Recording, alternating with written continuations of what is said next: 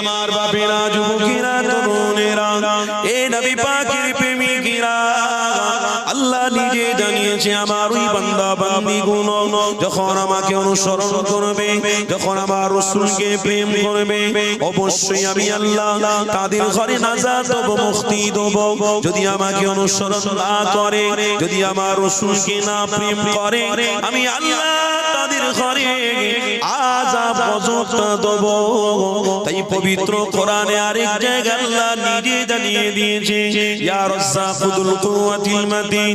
হাদিসের মধ্যে লেখা রয়েছে, ইন্নার রাজুলা লা ইহরামুর রিজকা বিযানবি ইউসিবু।